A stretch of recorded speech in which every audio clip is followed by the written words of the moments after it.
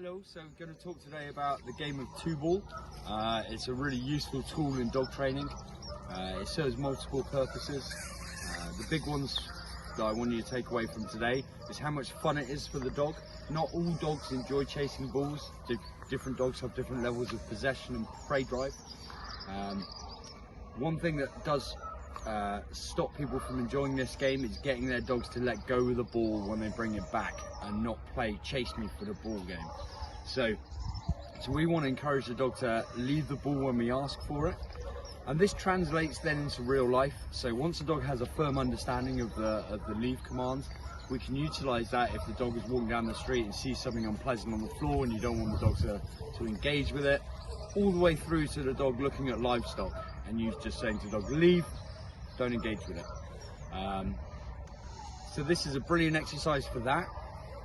Another benefit from the two ball game is the sheer motivation level that the dog enjoys, and using that to our advantage in recall training. Remember the principle of competing motivators? We're at war with our surroundings for our dog's heart and mind. The more fun, the more addictive we are to the dog, the more the dog's going to want to respond to us.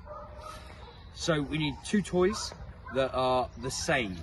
So it's no good having a big yellow ball and a hard tug, because they're not of equal value to the dog.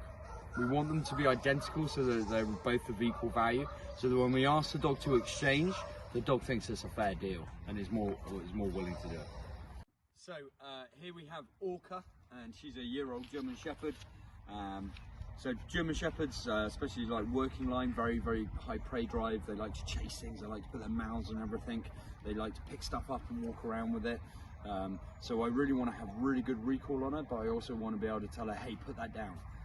Especially kids' toys and stuff around the house, I don't want to munching on those. So having a firm leave command means I can give her more freedom, because I can trust that I can get her not to pick stuff up that she shouldn't. So here I have one ball. These are like Durafoam balls that have got really strong string handles put on them. I get these off JTAC, so look up JTAC, absolutely fantastic equipment. And I have two of them. Okay, so they're the same.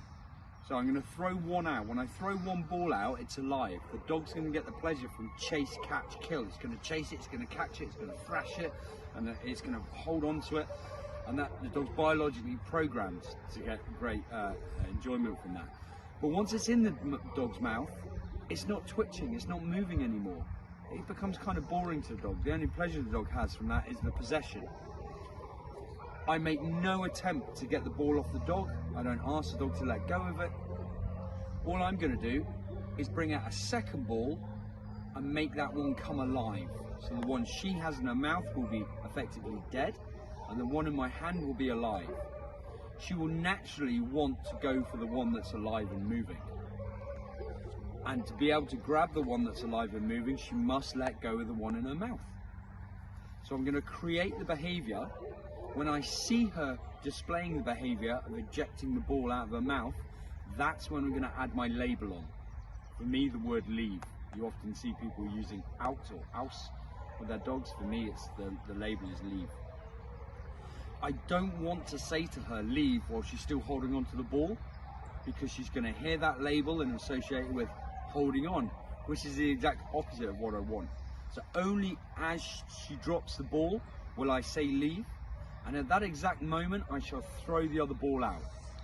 It's just a sound that comes just before I launch the second ball. All right.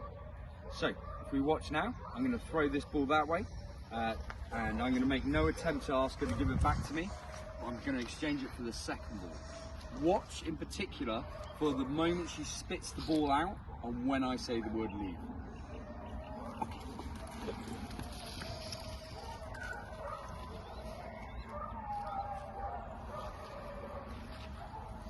Leave.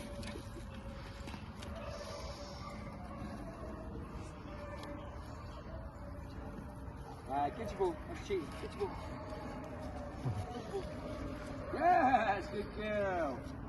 Mine comes alive. Leave. Yeah, come on then. Mine comes alive, leave. I'm a little slow there actually with saying it. I want to try and get that word more on the exact moment she lets go. Leave.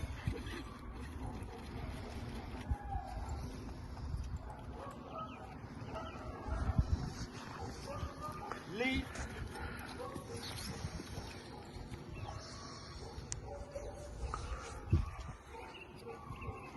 Leave. I don't have to throw it out very far, I can do it at a relatively short range. Leave. Leave. Leave.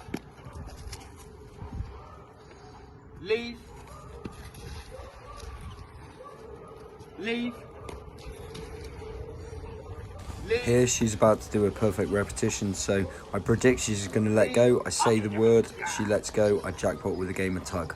I've moved the label in front of the behaviour, predicting that it will happen. Okay.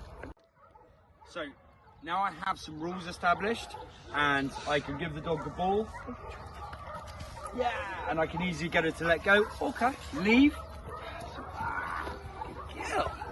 Leave. Now I can really start training with the toys. One of the first things I really want to use this game, this high excitement game, is for recall. So I have 2 recall commands for her.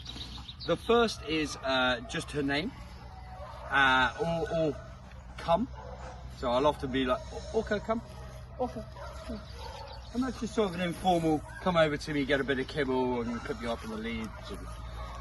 If I have high competing distractions around me, I need to tell her that I'm going to give her something really good if she comes away from that distraction. And that's going to be this 2-ball game. So as I'm playing 2-ball, I'm going to use a second recall command, which for me is here. And I'm really going to project my voice and make it quite loud and exciting.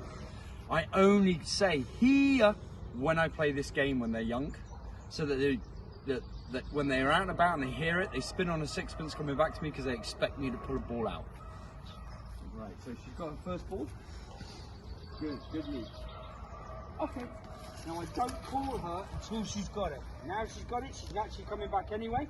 Okay, here!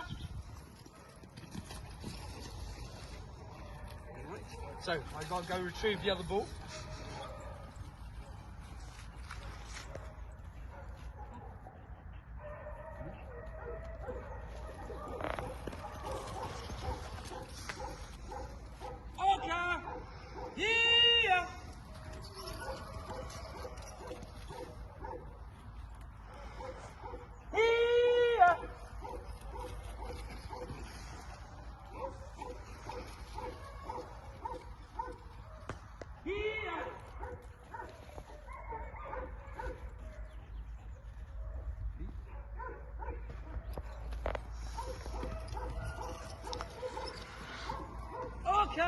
Here.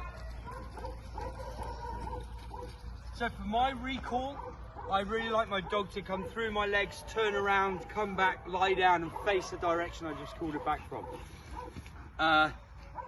Particularly because I really enjoy ring sport, so it works really well for that.